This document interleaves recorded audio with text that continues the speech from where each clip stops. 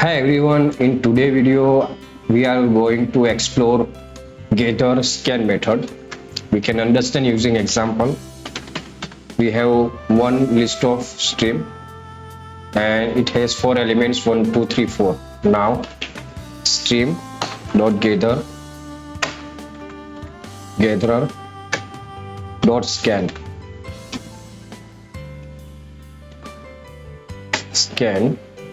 set the scan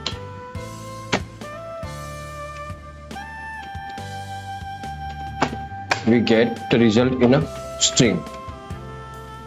Now what here do here in gather.scan, it is a processed each element and it is keep track of all result and pushed into the downstream.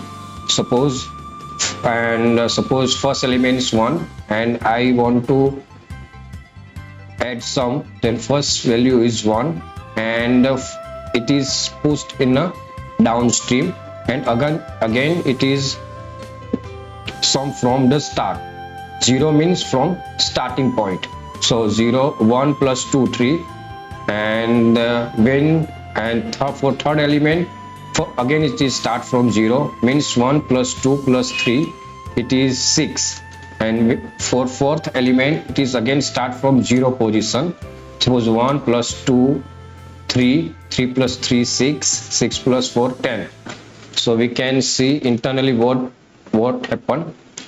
So it is applied the operation and pushed into current element, pushed in a current element.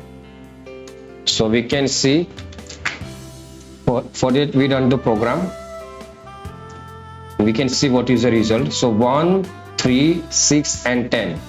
So it is internally applied the operation and store for the current element in a downstream. So 1 2 3 4 and result is 1 plus 2 3 3 plus 3 6 and 6 plus 4 10. So when we require the scan, means process the result on a stream and keep the result of each record, then we need to use scan method using gather.